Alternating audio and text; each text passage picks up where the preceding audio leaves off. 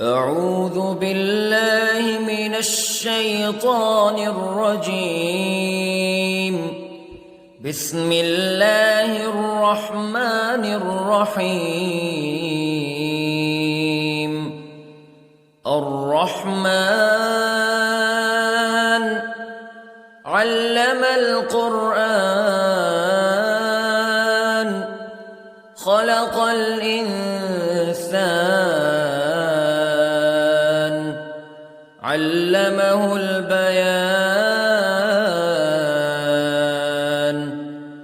الشمس والقمر بحسبان والنجم والشجر يسجدان والسماء رفعها ووضع الميزان ألا تطغوا في الميزان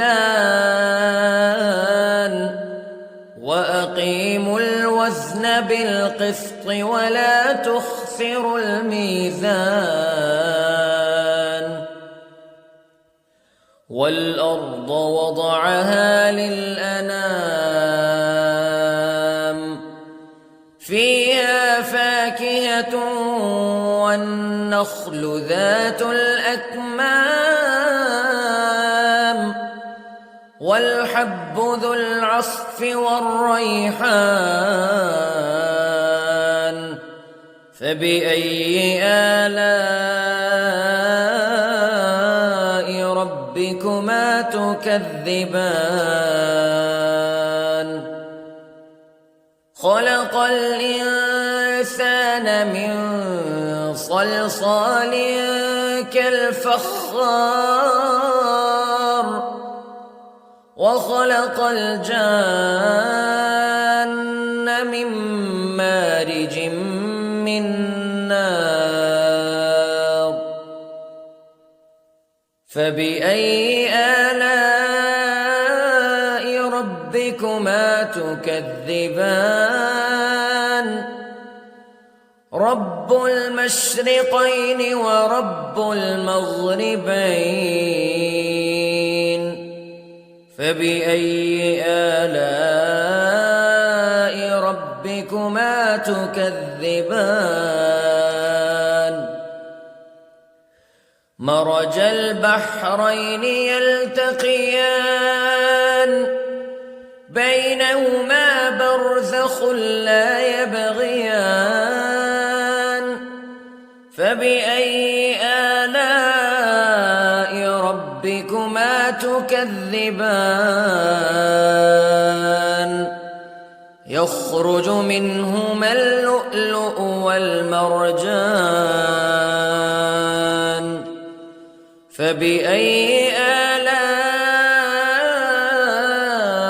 ربكما تكذبان. وله الجوار المنشآت في البحر كالأعلام فبأي آلاء ربكما تكذبان. كل من عليها فان ويبقى وجه ربك ذو الجلال والإكرام فبأي آلاء ربكما تكذبان. يسأله من في السماوات والأرض كل يوم هو في شأن فبأي آلاء ربكما تكذبان. سنفرغ لكم أيها الثقلان فبأي آلاء ربكما تكذبان.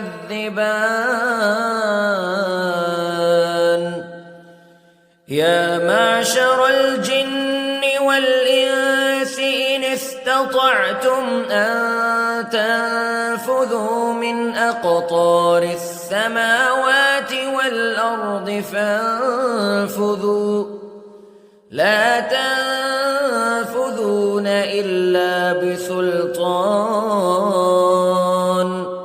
فبأي آلاء ربكما تكذبان يرسل عليكما شواظ من نار ونحاس فلا تنتصران فبأي آلاء ربكما تكذبان فإذا انشقت السماء فكانت وردة كالدهان فبأي آلاء ربكما تكذبان فيومئذ لا يسأل عن ذنبه إنس ولا جان فبأي آلاء ربكما تكذبان يعرف المجرمون بسيماهم فيؤخذ بالنواصي والأقدام فبأي آلاء ربكما تكذبان هذه جهنم التي يكذب بها المجرمون يطوفون بينها وبين حميم آن فبأي آلاء ربكما تكذبان ولمن خاف مقام ربه جنتان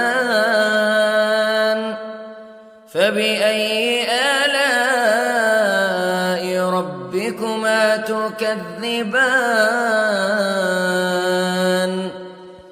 ذواتا أفنان فبأي آلاء ربكما تكذبان فيهما عينان تجريان فبأي آلاء ربكما تكذبان فيهما من كل فاكهة زوجان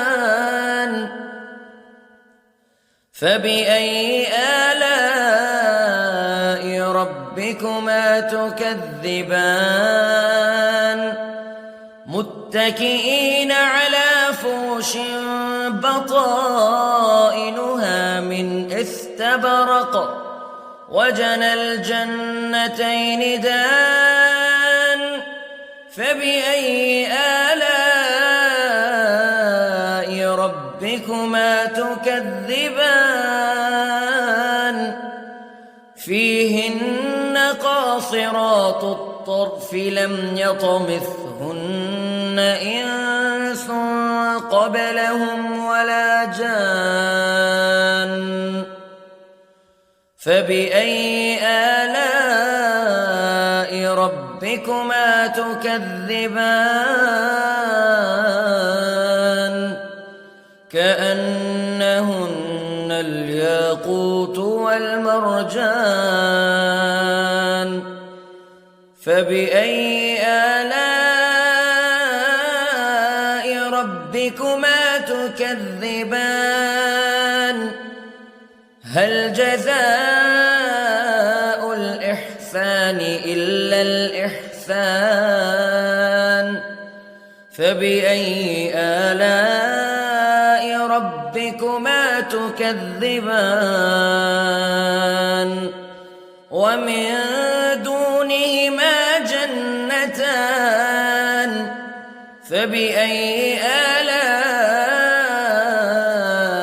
ربكما تكذبان